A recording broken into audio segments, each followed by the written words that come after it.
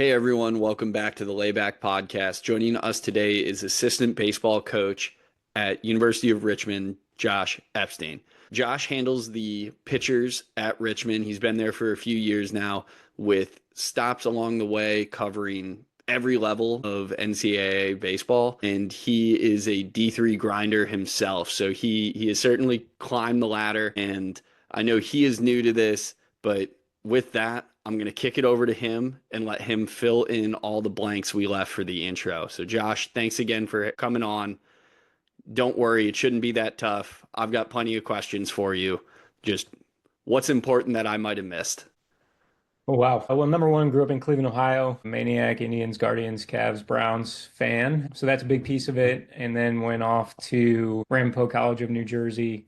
That's where I played. Graduated from there and went overseas, played a year of, I guess, professional baseball in Israel. It was awesome experience. And then came back and was figuring out what to do with my life, whether going to marketing or finance, which is what I graduated with and started working in after school. And my head coach offer me the volunteer position in Bergen County, New Jersey, which is one of the most expensive cost of living counties in the country. I was like, that's great. How would it work? And he's like, we'll figure it out. And I had every sort of odd job under the sun, from residential construction to doing some marketing for an online tutoring company, stocking shelves at a department store at the Woodbury Commons, data entry for a football combine company, which was actually really cool. So I did that, all of that while starting to coach at Ramapo and spent 6 great years there. And really, you mentioned grinding, just not really hone the craft, but I was allowed to fail a lot and just do what I thought was right at the time, and just worked with a great bunch of guys. So that was really awesome. And then 6 years later, went to Bloomsburg University to be the GA pitching coach there, which was awesome because the head coach there just took a chance on this D3 kid who didn't really know much about anything but had some experience. And that head coach and I are great friends to this day, and really proud of that program and what he's been able to accomplish there, because it's a tough road at Bloomsburg in the PSAC, which is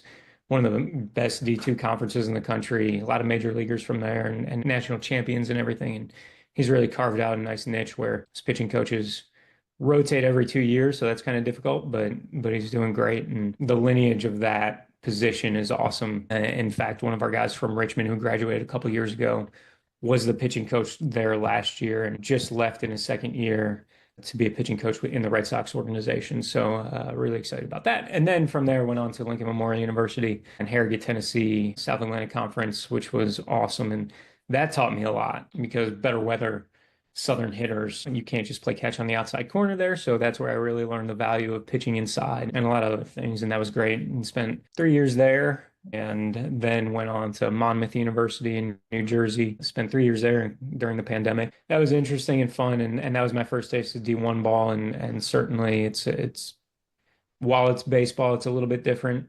And then I got the opportunity to come to Richmond. Nate Mulberg's our recruiting coordinator here, and he's been a great friend of mine for years and years. And the job came open. He said, "It'd be great down here," and I trust him so much, and sight unseen, just decided it was time and up and moved my family to Richmond, Virginia, and loving every second of it now. So here we are.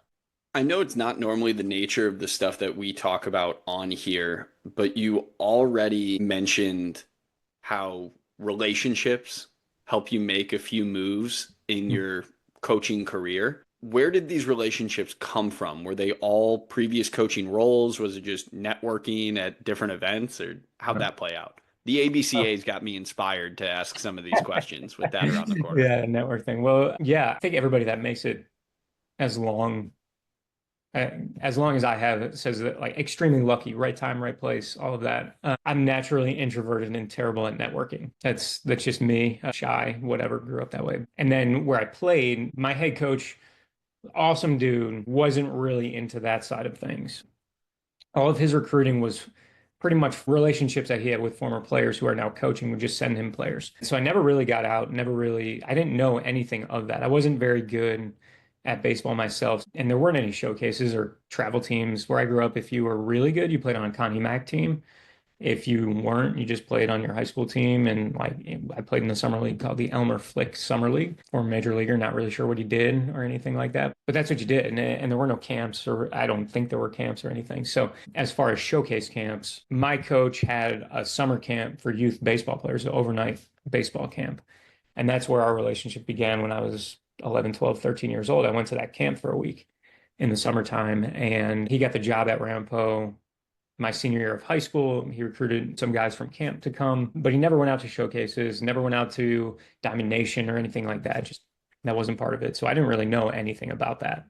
And then finally, I kept getting emails from kids and they were telling me that they were playing at these tournaments and whatnot. And I'm like, oh, wow, like that's interesting. I can go watch. And that's what I meant by I just failed and he let me do what I wanted to and picked up and went. And then I didn't know anybody. So I was at Rampo and I would apply to jobs and I would just not hear back or get rejected or whatever. That's why I'm so appreciative to the Bloomsburg head coach because he saw my resume and we ended up being pretty good at Rampo and making some regionals and knocking on the door of the World Series. And he hired me. So like just I went out there for an interview and he hired me on merit. And then we were pretty good and I'd like to think I did a good job and then he really helped me along with that. Whatever job came open that I saw posted, he called everybody and he knows everybody and he just picked up the phone all the time. We were at the Carpenter Cup at his brother's house outside of Philly. The Carpenter Cup is a showcase event for South Jersey and Pennsylvania kids. And we're there and he's mentioning to everybody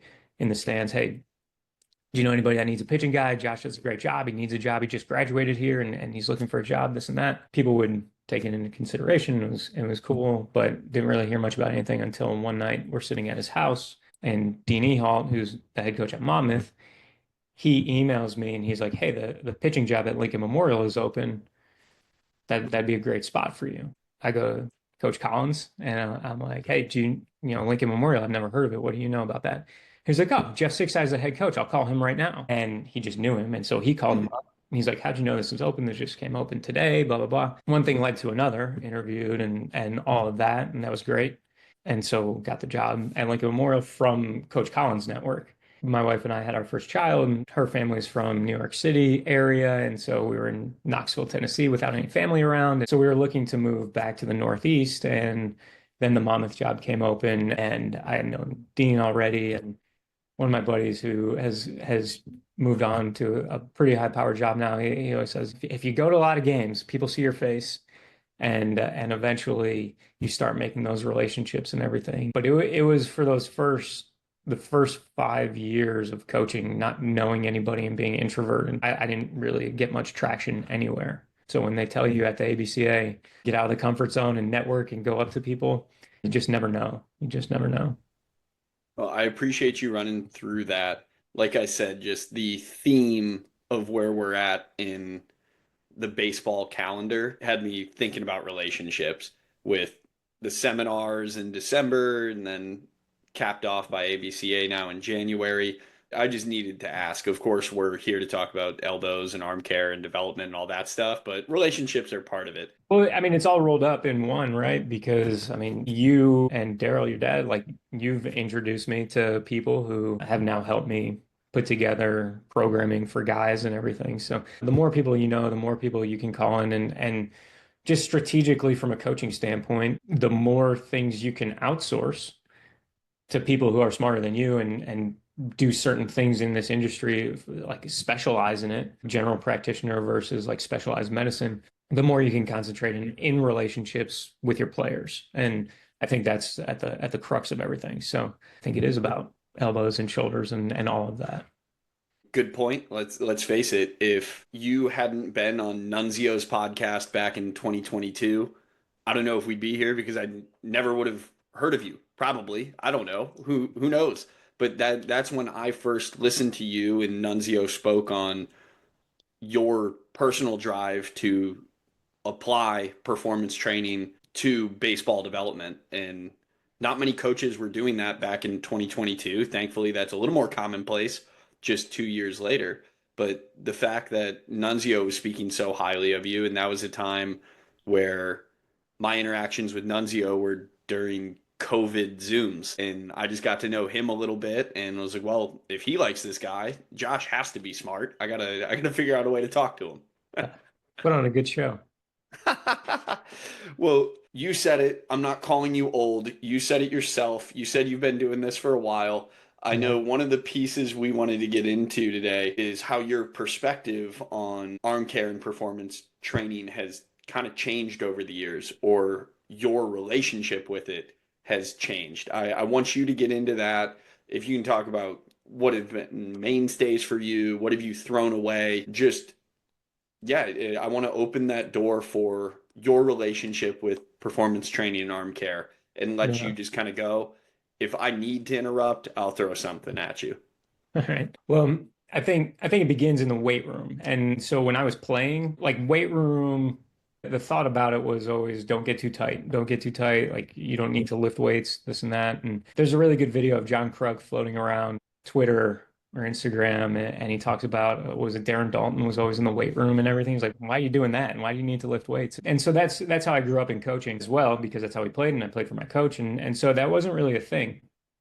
And you started reading some things about it in the mid 2000s. Cressy was really coming on the scene then, and some other guys. And in 2011 is when we finally got like good at Ramapo. We won 30 games that year, made the playoffs, and then got an at-large bid to the regional tournament for the first time in however many years, 30 some odd years at the school.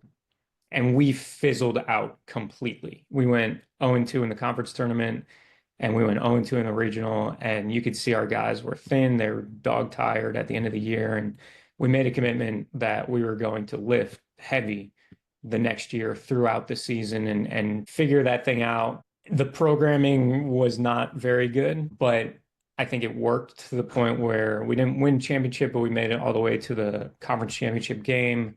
And then we made it all the way to the regional final game, and our guys were playing well. We just got beat by a better team. Kane University beat us 5 times that year on the way to, I don't know if they won the national championship that year, but we were 35-15 that year, and 5 losses were to them. So they were just better, but we didn't run out of gas at the end of the year. Since then, and that was, I mean, 4 years in, like that's been a mainstay. The programming has obviously changed, and we've gotten a lot better about specializing in training certain muscle groups and pitchers versus position players and all this stuff. But I think that overall strength is really important. So that's been a mainstay for a while, something that I got into. And the reason why Nunzio and I have developed this relationship in whatever year that was now, 2017 maybe, in Nashville. He gave a presentation on lateral RSI, reactive strength index, I believe is what he called it, and where you would jump off 1 foot sideways. And he was trying to figure out how to maintain velo, explosiveness, power in the stretch versus the windup. And I had a ton of questions on that, and we just got to know each other there because I chased him down in the parking lot.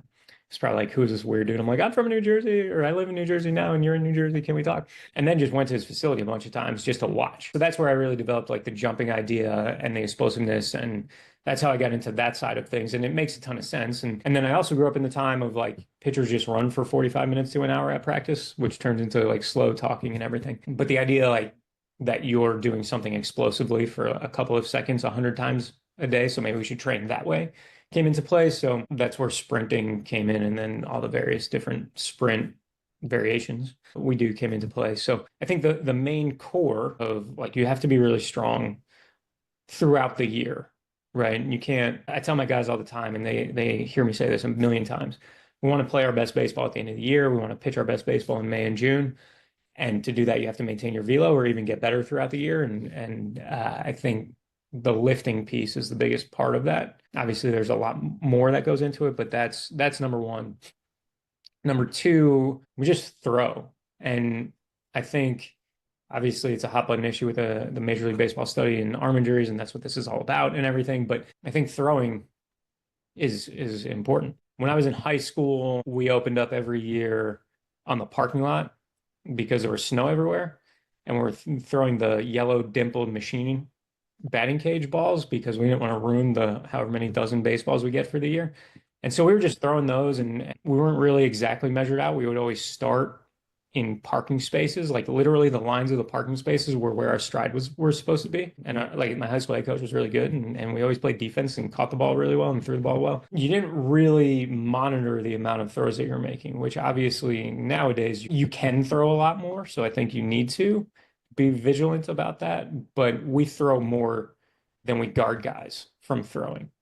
We don't pitch that much, but well, we do. That's nonsense. But we don't pitch all year round, but we throw a lot, and we throw footballs and baseballs and anything really. I saw a while back like the arm action trainer of throwing a hammer. So you have guys throwing hammers across the outfield and everything. But the core of being really strong and then adding in all of these different things over the years has changed. You brought up something else in there. Yes, we could go down the rabbit hole of any single one of those things that you brought up, whether it's weight room development, sprinting, throwing. But something I want to get into now is you said this long term plan for success. You always want to be playing your best ball at the end of the year. You say it ad nauseum to your guys. Given your position at Richmond, and not being a place that can really be deep in the transfer portal because of the academic standards of the school. I can attest to it when I was looking to transfer back in the day, and I'm a little bit of a nerd. And they told me that I needed to like redo a bunch of things if I was going to come in as a transfer. This was back in 2015. And maybe stuff has changed a little bit, but I know it's really hard for you guys to get anyone in if they don't start as a freshman. They have to be the smartest person on the planet, basically. So, how do you take not just long term development being a 1 year project, but long term development being a 2 to 4 year project into consideration for every single guy you bring in? Yeah, that's our one plight is the admission standards, which obviously isn't a bad thing. It means you're guaranteed work when you graduate. Uh, our kids do really well. At Richmond and advertise for it. Yeah, it's nice. It is nice. And the one thing I'll say about that is our kids are so freaking driven, and there's no free time. They don't have any free time, which is a good thing. Their standard for excellence in everything has to be really high. And so that's awesome. To your question, number one, in the A10, if you look at the last however many A10 pitchers of the year, 6 or 7 A10 pitchers of the year, they've all been in at least their second year at the school. Some were like 3 and 4 year guys. So I'm always thinking in those terms during the transfer portal season, right? Because like what's really fresh is really exciting and all of that stuff. But that long-term development, and I talk to the guys all the time about that. Some guys, it is a quick little fix, but that mental development piece I think is critical. Big mental side of the game guy. My dad was a child psychologist. My mom was a psychiatric social worker. So aside from being like totally messed up in the head myself, grew up in that world of things. And so I think we're in a situation now where, man, the overall skill level, the talent, pure talent level of incoming high school seniors or freshmen is so high that the mental side is so critical to getting your freshmen up to speed, how to handle failure, because a lot of them have never failed, and all of those like cliche buzzwords and everything, and like self-talk and breathing and confidence and all of these things, like that is a critical piece to finding themselves on campus as a freshman. I think that's one of the reasons why we've had a number of freshmen contribute pretty immediately. So that's a critical piece, because pure stuff wise, like these kids come in and they're 88 to 92, good shape breaking balls. They've gone to these trainers in high school that are really, really good. So from a pure talent standpoint, it's not like you're getting one of the kids that we had at Monmouth, Rob Hensey. He just like skinny 6'5", lefty. Freshman came in 78, 80, mechanics all like weird. He took a little bit of time his first year to figure out some mechanics, but he pitched his freshman year at 84, 85, and lefties can do that and some righties can do that, obviously. But that guy, if he was coming out today, it would be really hard for him. But we took him as a lottery ticket, and he ended up by his senior year being a ninth rounder.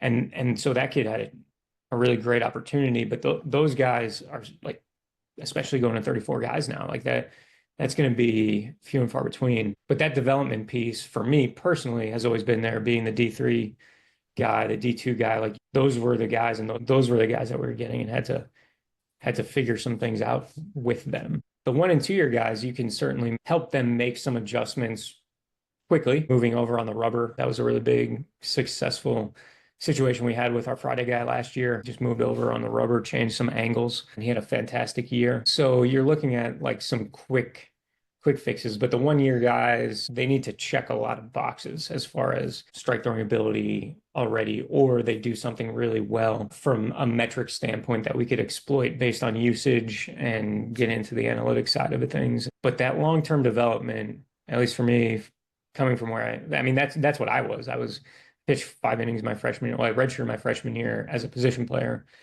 pitched my sophomore year, 5 innings, 7 innings my sophomore year, or redshirt sophomore, whatever, my third year of school, and then went like 30 and 40 or whatever it was. But I took some time to be any sort of good.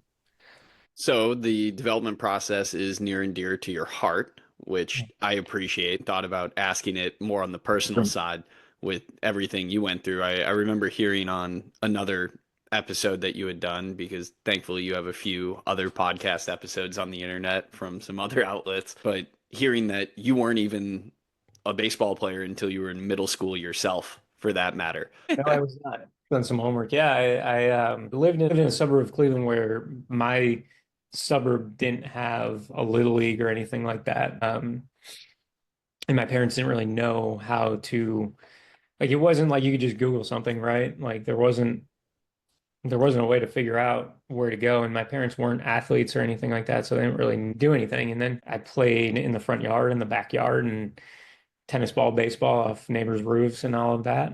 And then in middle school, I was like, yeah, we have a team. I'm going to go out for the team. And thankfully, we had no cup policy and didn't play much at all, like maybe an at bat or two my seventh grade year. But I played in what, I guess, was it Babe Ruth? I don't even know what it was Lyndhurst youth baseball is where I went and played my summer ball that year. And it was just a local rec league, whatever it was, and they allowed outside residents in there. And again, like wasn't very good, but I'd gotten some more reps, and by the end of the season, I was actually able to make contact with the ball. So that was cool. And then in eighth grade, I played a good bit, but yeah, I didn't start playing until seventh grade. I'm glad you brought up that piece on your parents' background.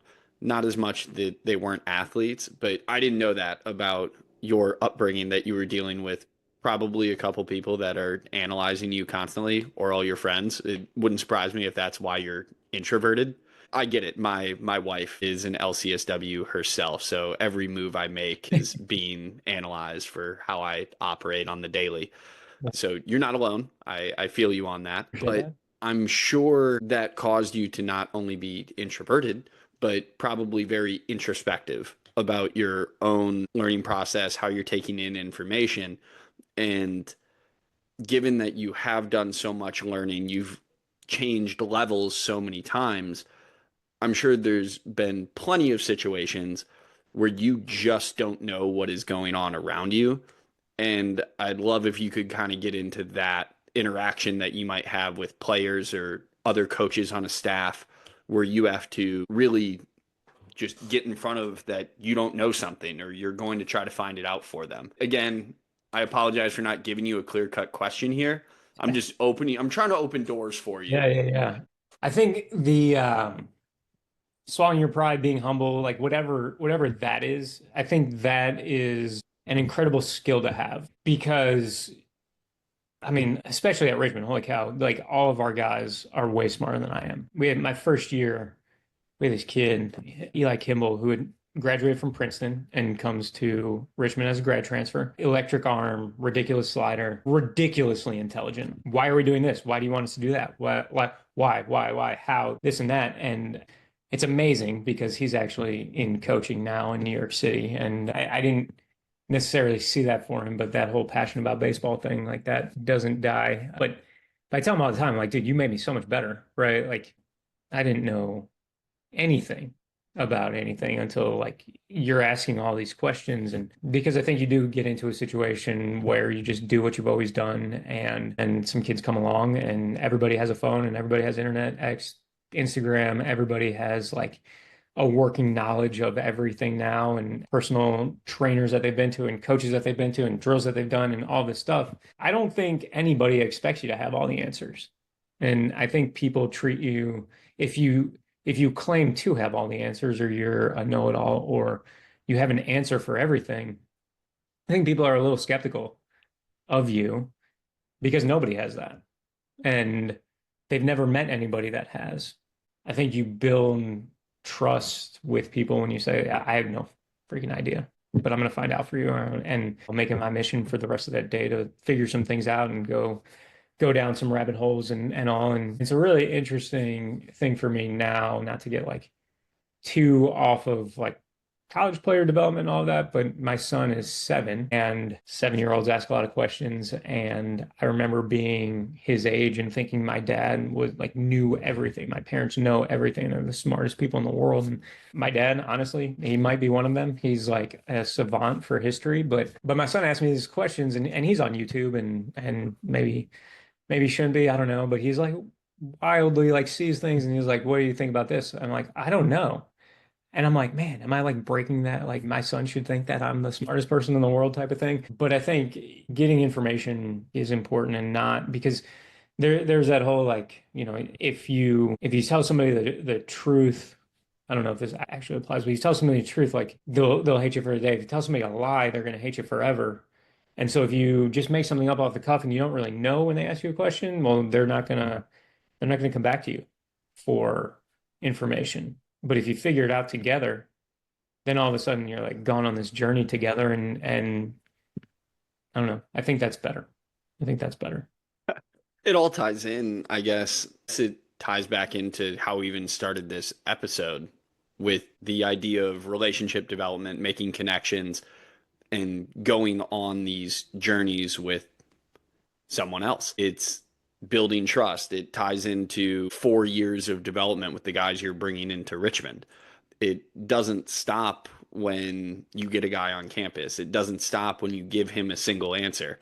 It's if you give a mouse a cookie. Once you guys figure out the answer to the immediate problem, something else is on the horizon. And you might not have that solution in your bag, but information is more available today than it ever has been. So again, going back to you saying if you lie, you're kind of screwed. Yeah, because if you lied, somebody can just go on YouTube and figure out that you were wrong. And that doesn't help anybody. Kids are smart, man, and they'll test you.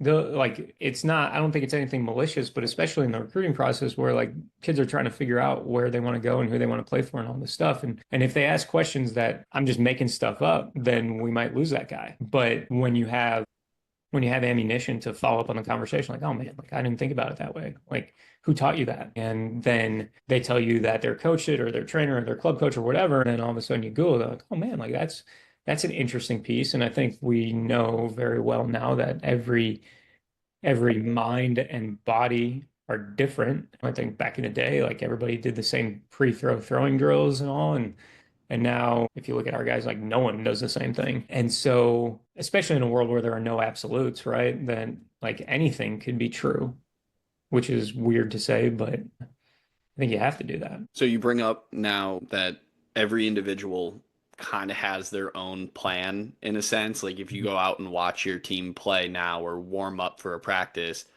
people are throwing different plyos or footballs or different pre-catch play drills, anything like that, or probably even their pre-pen routines. So how do you keep all of these individuals on a team-oriented plan?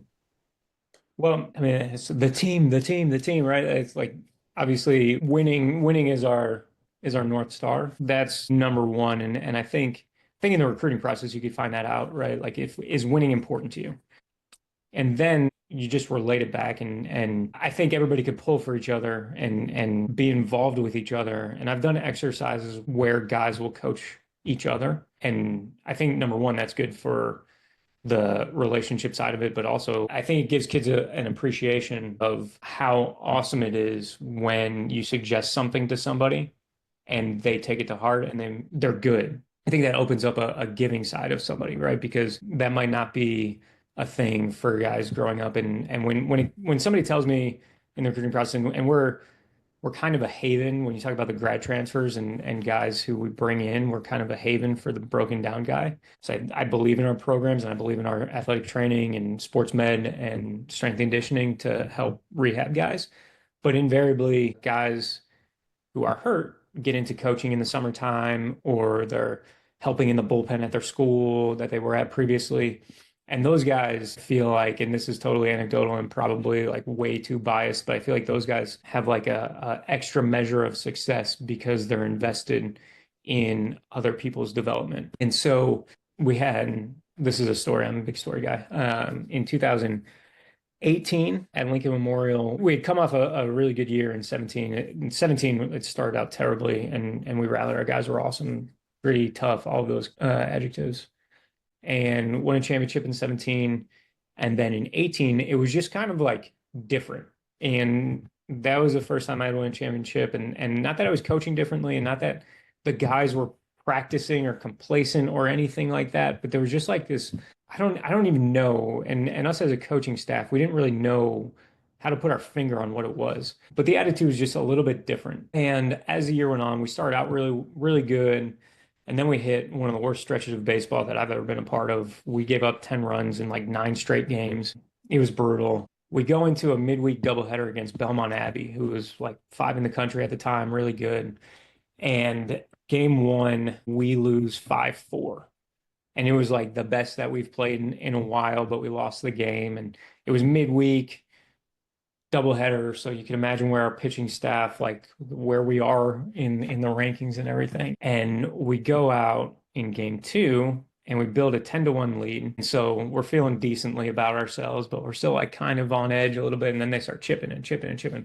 And we're rolling through pitchers like hot knife through butter, just trying to get somebody who could throw strikes. And we ended up going to the last guy on the depth chart. It was 10-9 at that point. We saw the lead. And it's the last guy, and we're like, oh man, like this is tough. And the past 2 weeks previous, this guy didn't throw very hard. He threw kind of strikes and whatever. He was just a great kid, worked his brains out and like maxed out. And he's working on this little slider thing. And we're working on it, but I was like as hands-on as I could be with him. But our best guy, this kid named Ethan Elliott, who was really freaking good. He was all the accolades, like National Pitcher of the Year, drafted. Like he was really freaking good. He was with this other guy in the bullpen for like 10 days, 2 weeks, whatever it was, like really working with him on slider. And I'm just watching from afar. And I'm like, man, this is where I want to be. And this was like the first time that year where I knew that we were probably going to be okay in the end when Ethan was really coaching up this other guy. We get to 10-9 in this game. He comes out, and next thing you know, it's 11-10. We're down. And it's like, well, that was fun. We chipped back. We made it 11-11. And then all of a sudden, this guy is like scoreless inning, scoreless inning, scoreless inning. And next thing you know, Joe Stuckey hits a walk-off 3-run homer in like whatever in the 11th inning. And I get goosebumps thinking about this game. And this guy he was a winning pitcher in that game. He didn't give up a run after it was 11-11. He didn't give up a run.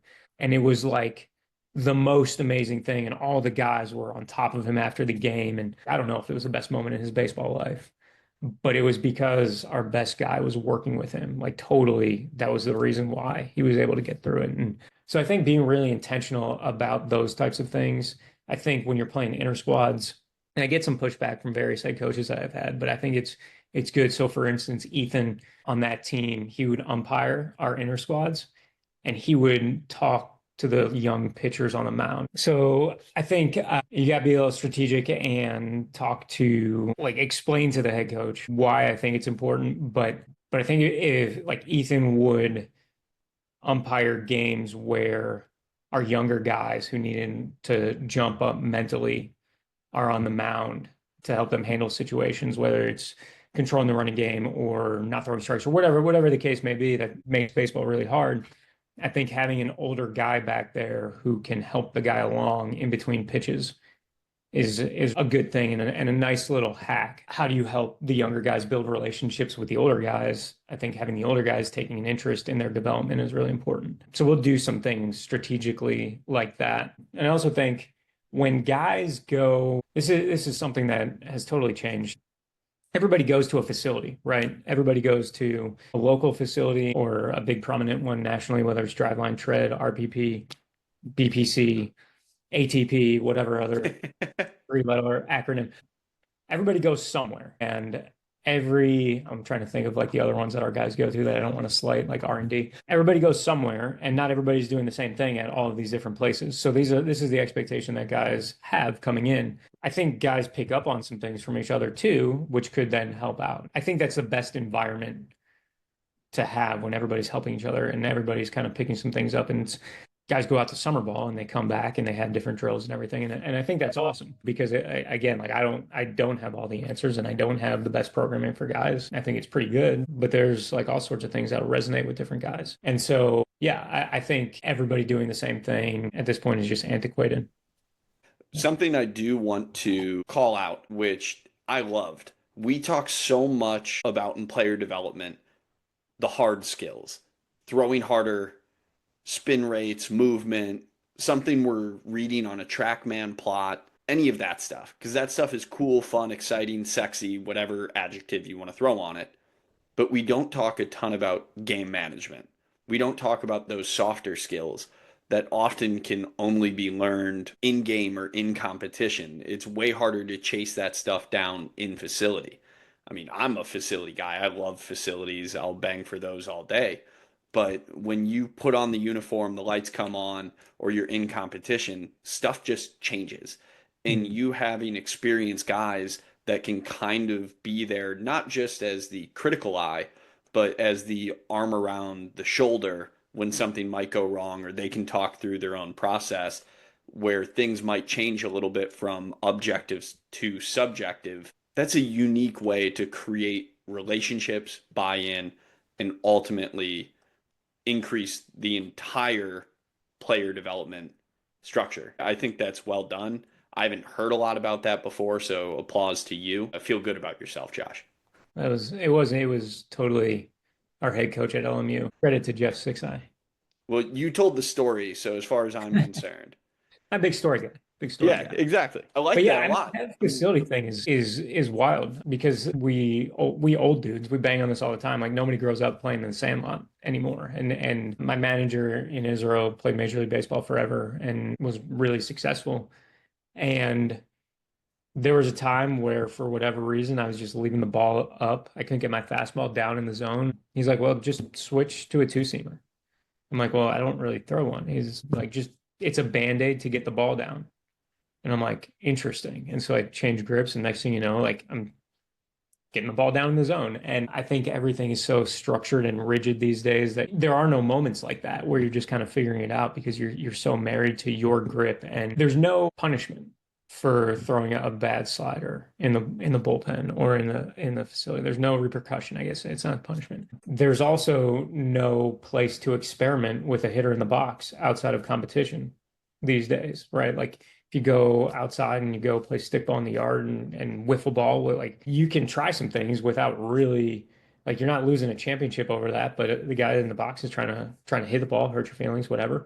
There's no measurement like that anymore. So it's a really interesting way that we now need to blend the facility development piece into our competition side of it. We had a guy go out this summer. He was really good for us last year as a freshman, made the all rookie team, all this, and goes to a facility in the summer, which we were all like really excited about. And his stuff got a lot better and he started to throw harder and all this stuff. But when a hitter was in the box, he couldn't figure out where he needed to, like everything that he used to do, like he'd start pitches on the corners and he would dominate that way. And now his stuff's moving every which way and he's getting like 20 inches this way, 20 inches that way, all of this stuff. And he's throwing zero strikes. Now it's like, well, you got to throw the ball down the middle. He's like, well, if I throw the ball down the middle, hitter's going to hit it. Because that was what his frame of reference was when he didn't have this good stuff. So blending like that development into what we're doing now is an interesting piece of how this development piece has changed over the years. I apologize for pushing on it, but then how do you create those kind of creativity freedom Yeah, grounds man, to explore.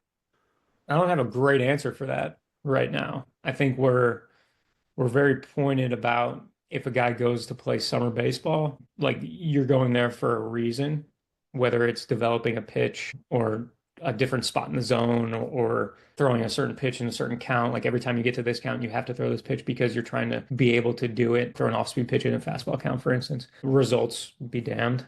We had a guy a few years ago go play in Alaska and his counting, like his stats were terrible because he was trying to figure out a changeup and he threw 75% changeups. And I know the summer ball teams probably don't want to hear that because they want guys who want to win and all of that. But I mean, especially as a young guy, when you get to campus, you feel like everything you do is under a microscope and you're always competing and you're always trying to succeed. So you're a little bit guarded about trying new things and all of that. Once you get older, I think it's a little bit easier. You've established a role or something like that. You have some clout as far as you're going to be put into situations because you can do this. Man, I wish we could go back to some of that free play. It matters, but there's no championship on the line. Nobody's actually coaching you. You're just trying to figure it out. Like I always talk to the kids about the Nunez from the Sandlot, and let's go back to that a little bit. I'd be open to any sort of ideas to get back to that because I don't have the greatest answers for that. Well, I guess we'll schedule some brainstorming calls because that's Yeah. where stuff gets really fun. I do want to take a few steps back to a question I asked way earlier. You talked about the confidence you have in your S&C department, your Mm. athletic trainers, sports med, and then y'all's ability to develop players, especially those who have gone through a prior injury or recovering from something. So what really sets you guys apart? What is it that you guys are either doing differently, or is it just your due diligence and care for these individuals? I don't know if we're doing it differently than a lot of other programs. Maybe we are. I don't know. I think we care about the kids a lot. We're lucky to have a lot of different tools to measure where they're at physically, whether it's jump mats or dynamometers or some other things our athletic trainer has. I think our athletic trainer is amazing. She's Nicole Lovejoy. She's with us all year round. She doesn't have any other sport responsibilities. She's fantastic. She works her brains out. She is constantly getting better herself. She just got certified in dry needling last summer. She's very up on things. So I think that's great. Strength program is amazing. Scott Brinks is the guy that heads up that department, and Brent Norford was our guy for the past couple of years, and we're moving on to Kieran Thane now, and those guys do a great job, and what we believe they take into account, right? So we want our guys really strong and we want them to, as we get closer to the season, we want them to be explosive and they do a great job there. That infrastructure is huge. I think Richmond does a really good job of the support services, whereas, and not that the other schools I've been at haven't, we're just really well funded to be able to do it. We have a sports psychologist that's literally I don't know, probably the distance from home plate to second base from our coaching staff office. She lives right there. She's helping us with some mental side of the game things, performance psychology, all of that. I mentioned strength conditioning. I mentioned athletic training. Academics here obviously are really huge, and the academic support the guys receive are great. There's leadership development for all student athletes. So they get a really well-rounded support system, which then allows them the freedom to know that all like the other things are taken care of. So when they get to the field, they can really bang on their craft. And I'd like to think that I'm as open-minded as it gets in terms of all the various training things that the guys bring to the table. So again, if everybody's going to a facility, and again, those guys by and large do a really great job of getting guys big, strong, and healthy. Our guys have the freedom to implement that stuff in the bullpen. And then again, obviously with Flex Pro, we're able to measure their forearm strength and readiness, and dynamometers go into the shoulders, and the force plates go into the central nervous system, and the jump mats measure explosiveness. And so we have a pretty good structure and tools to be able to keep the heavy days heavy, the light days light, and all those cliches. So, I yeah. love the cliches, and I am happy you were able to put a little bit of the recruiting, I don't want to say spiel, but the pitch in there with all the off-field support. I mean, that's awesome. That really does set you apart. I'm not trying to call you out to be an asshole. I'm calling that out because I think that is one of the things that makes what you guys have special and how much you do care for the student. Yes, the school is super difficult, but because the school is difficult, they also want student livelihood to be the best it possibly can and make sure the students are living their lives as happily and carefree as they can as they pursue the things that they love, i.e., baseball, all the guys that you're working with on a daily basis. Yeah, it's a lot, and we don't make apologies for that, right? Richmond's hard, and we want it to be hard. Life is hard, baseball's hard, all of that. Again, we recruit guys who want to be excellent in everything. I mean, at one of my previous stops, I was living with our hitting coach, who's one of my best friends, and our center fielder was an All-American player, not an All-American student, and he would be at our house, our apartment, at our dining room table doing study hall most nights of the week, and that was mandatory. I don't know if it was NCAA compliant, but that was mandatory for him to be there to make sure that we were doing as much as we could to have him be eligible for, obviously for him, but for the rest of the guys and all of it, because he's a tremendous player. And so to be able to have people dedicated to that side of things at Richmond, who it is their specialty, and our academic support coordinator, Isabel Rose, is an absolute savant weapon. She's amazing. I think when you feel like the off the field stuff is taken care of, right? It's not going to create and I've been there. Shoot, I wasn't a very good student. When there's something that's on your mind, when you have a big test coming up or whatever, or you have to write a paper, you can't stay at practice all night long because you have to take care of the other stuff. And our guys, man, when I have to go pick my kids up from school or daycare when the sun's going down, our guys are like still at the field, and practice time is long since over, but they're just hanging out and talking and trying to figure things out on their own. And again, that culture, that environment within, I'd say the bullpen, because that's where we operate mostly, but like that pitching staff culture and that team culture of guys just getting after it all the time, I think largely is because they have everything, not to a man, and obviously they mess up and everything, but the off the field stuff is largely taken care of. And now I want to bring us back to the diamond. I want to go back to the individual versus the team concept. And not that individuals can't be a part of the team or anything like that, but in the college setting, so much success is defined by what a stat sheet says. Mhm. But for instance, that guy you talked about earlier in the example that came in through one run ball for 4 or 5 innings, and you guys got the walk-off victory. And for you, that was the highlight of that guy's baseball career. And Mhm. maybe it was his personal highlight, but it was one of the coolest baseball moments for you that entire season. How do Mhm. you define individual success when not everybody has the same on-field opportunity to record statistics? I think when whatever you're working on, right, whatever you're working on in the short term or long term, when you have the opportunity, if you can execute one time, then we can build off of that. There's obviously cliches again, process over product and all of that stuff. We keep execution charts versus the stat charts and all, and like, did you execute the pitch? Yes or no, move on, and so on. But I go back to, we had a guy, Harrison Clifton. He graduated last year, just absolute stud of a kid. And he had like a very roundabout tail and all. And it's a lefty. He had the lefty run, and guys would hang out over the plate. He had a loopy breaking ball, so guys would hang out over the plate, and he'd get hit hard, and then he would lose the zone and all this stuff. And there was a moment, I guess it was his sophomore year now, in the fall of 21, my first year in the fall of 21, he finally was able to execute a four-seam fastball that didn't tail out over the plate and locked up our best hitter in an inter-squad game. It was two-strike count and dotted up fastball underneath his hands. And it was only going about 84, 85 miles an hour or whatever it was. And the kid just couldn't pull the trigger, and it was strike three, and it was awesome because he was trying to execute that pitch for like 6 weeks. And what could have been a throwaway moment in a random October inter-squad game ended up being the foundation for him to, we go through a personal highlight reel exercise where you think about moments where you were better than you thought you could be, or where these moments came where what you were working on actually came to fruition.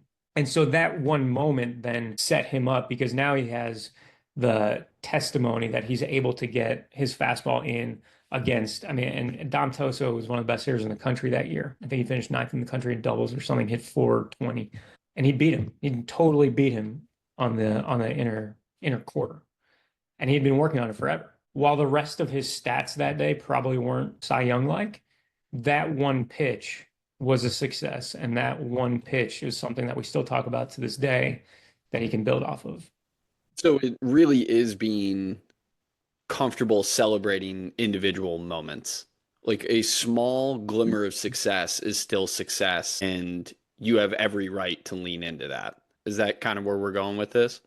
Yeah, absolutely. Every pitch is a rep, right? Whether it's in the bullpen, whether it's an inner squad in a game, every pitch is a rep. And I believe just through my personal experience, like you never know when it's going to click, when you're going to be able to throw strikes at will, when you're going to be able to command the baseball, when you're going to be able to hit a spot in the zone consistently. If you allow yourself the ability to separate from the emotion of the game itself, you can digest that rep for what it is, what worked, what do I need to do better, and then try again. Again, whether it's a bullpen, whether it's an inner squad, whether it's live at bats on a Wednesday, whether it's conference championship game, bottom of the ninth, that pitch is a rep for you to be able to get better. And that's another thing the guys hear me say it all the time. GBNE, get better, no excuses. We're just always trying to get a little bit better. We're just always trying to get a little bit better and be obsessed with that piece of it. I assume if you are constantly talking to your guys about getting better, you also have to constantly be working to get better, or I'm sure stressing about it, losing sleep about it, and everything. Waking up at 4 a.m. about it, yeah. Yeah, how do I actually get better without any excuses? So, what are certain things that you've taken on either this year, past years, that you've leaned into to try to get better? I mean, the conventions obviously are awesome. I think like how is it morphed? So when I started coaching again, like I didn't know anything about anything and I didn't really have much direction in the coaching industry. Then I found the ABCA convention. Like I didn't know that that was a thing. And then there were other coaching clinics. I think it was called Be the Best You Are in Cherry Hill, New Jersey. And I'm like, oh my gosh, people actually go and tell you how they practice and they give you drills and present on this. And I was like, oh my gosh. And I was the guy in the front row with the notepad and doing all of that. And that was great. And now I think you can find all of that stuff on the video libraries and everything. So going to the actual seminars are good, and I think you pick stuff up from those and everything. But I think the conversations that you have with people are, again, the networking side of it. What are you doing? What worked really well for you this fall? How do you use Flex Pro Grip in your program? How do you use this in your program? What do you do for that? What are some metrics that you're looking on TrackMan that are off the beaten path? I think having a group of people where you could bounce these ideas off of is a really good way to go about it. Strategically seeking people out, like who you know are into a certain thing that maybe isn't your cup of tea. Like for me, like I feel like I'm pretty good at everything mechanically and pitching coach wise and everything. But I would say that the mental side of the game and helping guys perform is probably at the top of my food chain or my ability level. So if I have a guy, like I have a guy who it's like I feel like I'm getting like really pushy arm action wise. And I'm like, it doesn't like I don't really think that you are. But I'm watching the video but I'm gonna run it by my guy who I've outsourced who's a coach in another area who's like really, really good at mechanics and really, really good about breaking down video. And so then I'll talk to him, and then that will open up a whole nother conversation. And so the cycle goes. So I think having like strategic conversations with people who you know are into certain things, the data, what are you looking at? Like what's been something that has been a thing for you, and whether it's a horizontal approach angle or vertical approach angle, or the Guardians seem to be really into extension now. And so why is that? And well, if you get into this extension, well, where are you at with the release height? And then how does the release height change the angle? And so on and so forth. And you can go down different rabbit holes with that. I think that is one of the ways that I've really tried to get better. I think just knowing about all the various equipment and everything out there is because there's so much out there. And then just how the mind works and how the brain works and skill development and talent acquisition and all of that is a way I think we can, like I've tried to get better at. And then recruiting obviously is something that I need to get better at. And I always frame it with our guys because inevitably we're going to miss some practice time and some of our coaches are going to miss practice time. to go out recruiting to the various events and see guys. And then when we bring guys on campus, we want obviously roll out the red carpet and we want our guys to feel good about the guys we bring in and so on and so forth. I think that relationship side of things, I think if I get better at recruiting, then I'm going to give our guys a better experience because we're going to have better players. They're going to win more games. And so the cycle goes. So I think it's a lot. And I've like imposter syndrome or whatever you want to call it, you do wake up in the middle of the night always thinking that you could do something better. I'm like always scrolling through like people talk about like the social media cleanse and everything. And I'm like, well, I go the other way. I feel like I need to be on social media because I get a lot of great ideas from there. I'm like, oh, no, maybe that'll work. Like just totally off the like down that road. I don't know. It might have been Tread posting it. Somebody posted, and I should give credit, but I think it was Tread. But anyways, somebody posted a video about like a spiked breaking ball grip and showed some Edgertronic video of one of the reasons why guys spike the breaking ball is because you want to get your forefinger out of the way when the ball is coming off of your hand. A lot of times you don't get as much spin, nastiness on a curveball because your your forefinger is the last thing that's on the baseball, and then you're getting into some pronation aspect of it, and so you don't get as much spin. And then somebody posted a video of the fingers being overlaid as opposed to just spiked. And we had a freshman this year who came in and he was experiencing the same issue where it was good shape, but it wasn't like it was loopy. It was good shape, but loopy, if that makes sense. And we looked at some high speed video and It didn't have the bite. it didn't have the bite. And so I'm like, oh, well, maybe you should try this. And it's like extremely uncomfortable, but he was able to figure it out. And all of a sudden, he's like throwing that pitch at 2,900, 3,000 RPM, and it's like unhittable as long as he lands it. And it was totally like that. That literally happened because I was scrolling through Twitter. And so I like maybe it's a crutch, maybe it's a cop out, but I feel like I have to have social media. And so I think you get better just doing that.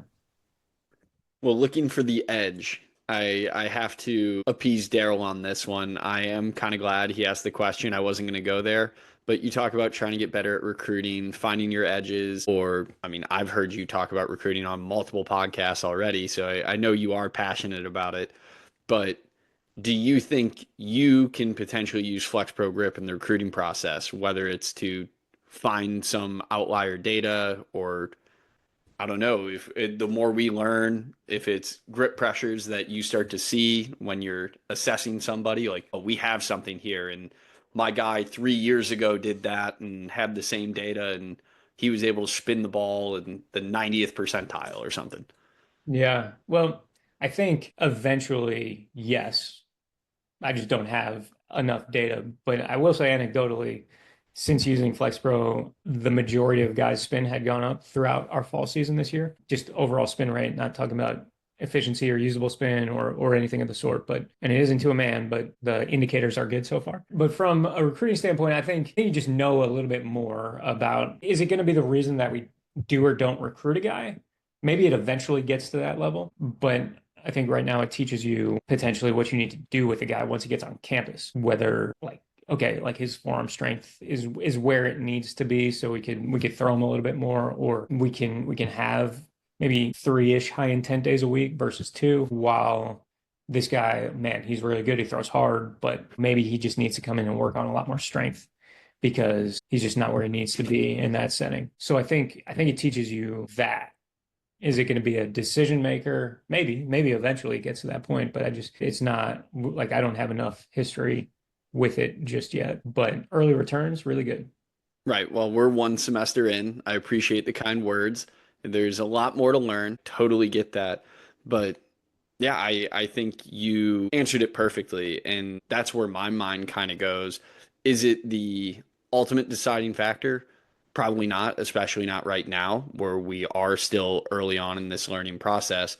But it can help you make more informed decisions of how to handle somebody's development. Can we just clear them and say, go, you're our workhorse now, throw all you want, you're never going to hit your limit, and we can just keep monitoring that? Or you can have the 94-mile-per-hour freshman that you got out of nowhere that you might not have thought you were going to land, you find out is weak and you can't afford to lose that guy when you know he's a potential rotation guy the second he steps on campus. For So, sure. yeah, I think you nailed the answer. I appreciate you running through that. And I mean, that does kind of run through my whole question list, everything I wanted to get into. Is there anything that you feel we left on the table that we haven't talked about yet? Oh man, I'm sure there is, but at some point, I appreciate you having me on for sure. Always enjoy our conversations, and they always seem to last really, really long. But I think you guys are doing really great stuff, and really appreciative of your friendship and what you're trying to do for the baseball world and everything. And not only will I plug your guys' product, but also the customer service side of it. You guys are awesome to deal with, and just really appreciate everything that you guys are doing. So thank you for having me on. Well, thanks a ton, Josh. It really does mean a lot. I'm happy to help spread the word of the Richmond baseball program. You guys have been awesome to work with, and I very much value getting to know you over these, I guess, 6 short months at this point, and looking forward to plenty more in front of us. So thanks again. And to all the listeners out there, thanks for laying back with us.